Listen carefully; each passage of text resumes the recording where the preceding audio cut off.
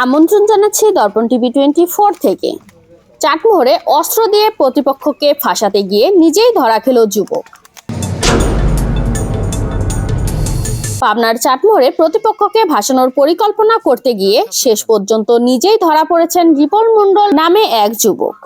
Rapid action battalion র্যাবের বুদ্ধিমত্তায় তার এই নাটকীয় ফাঁদ উন্মোচিত হয়। র্যাব 12 পাবনা ক্যাম্পের ভারপ্রাপ্ত কোম্পানি কমান্ডার সহকারী পুলিশ সুপার মোহাম্মদ এনামুল হক জানান, শনিবার 5 অক্টোবর রাত 1:40 দিকে চাটমোহর উপজেলার কুয়াবাসী উত্তরপাড়া এলাকায় একটি অভিযান পরিচালনা করা হয়।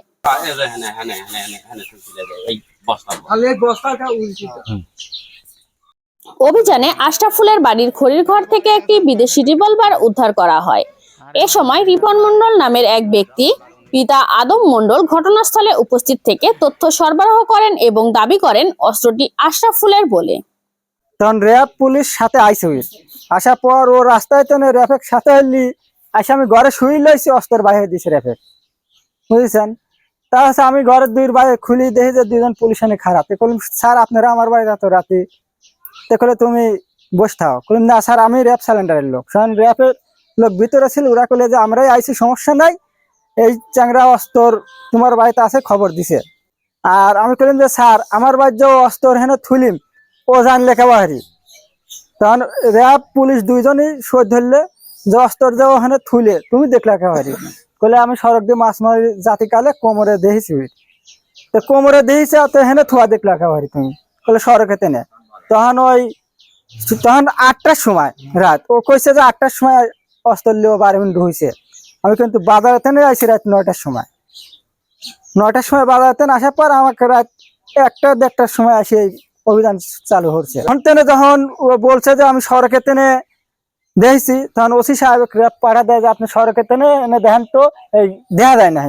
তখন ওসি সাহেব সড়কে যা বলে না স্যার এই ঘর দেখা যায় না, তাহলে এই অস্ত্রটা ও দেখলে কেবাহারি। তখন ও এক জায়গায় তেনে অস্ত্র বাই হয়ে দিছে, ওইটি থুই গেছে, ওইটি বাই হয়ে দিছে, আসি কোনো জায়গায় আতায় মাথায় নাই, সরাসরি আসি বাই হয়ে দিছে। আর কখন বাই হয়ে দিছে এটাও আমি দেখিনি, আমি তখন ঘরে। র্যাব সদস্যদের জিজ্ঞাসাবাদে রিপনের কথাবার্তায় অসংলগ্নতা ও আচরণে সন্দেহ দেখা দিলে তাকে আরো জেরা করা হয়। এক পর্যায়ে রিপন স্বীকার করেন পূর্ব শত্রুতার জেরে আশরাফুলকে ফাঁসানোর উদ্দেশ্যে তিনি নিজেই অস্ত্রটি সেখানে লুকিয়ে রেখে র্যাবকে খবর দিয়েছিলেন।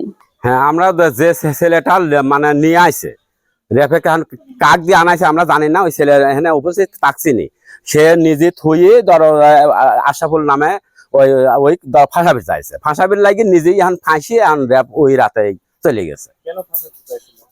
কেন ফাঁসাবি চাইছে ঘটনা আছে কি, ওই আমার একটা বিএমপির একটা দল ছিল, দলেতে আমরা ওরা মানে চোর এবং সন্ত্রাসী গ্রুপের জন্য আমরা কাইটি বাড়াইছি।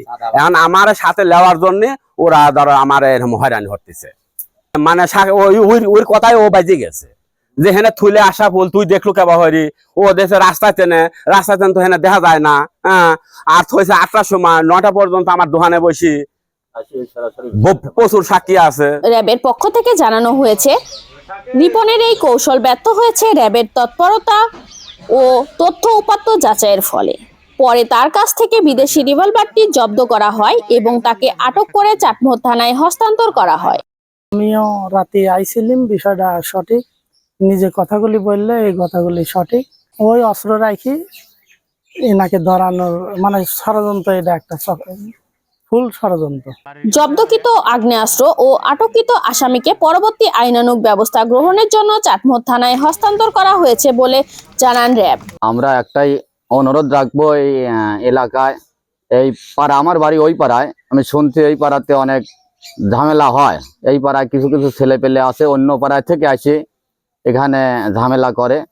এই পাড়ার ছেলে পেলে বলছে আমরা সরকারি লোকের কাছে, আইন শৃঙ্খলা বাহিনীর কাছে, প্রশাসনের কাছে সুষ্ঠু বিচার চাই। পরবর্তীতে যাতে এরকম ঘটনা না ঘটে, এই দেশে শান্তি ফিরিয়ে আনার জন্য, সন্ত্রাস মুক্ত করার জন্য আবেদন জানাই। আর ওই ছেলেটা যখন রাত 9টা পর্যন্ত বাজারে আমাদের সাথেই ওখানে বসে আমরা দেখছি, মেলা লোকজন ছিল, এই পাড়ার লোকজনও ছিল। আশরাফুল বাজারে থেকে উনি 9টার পরে এরকম সময় আসতে।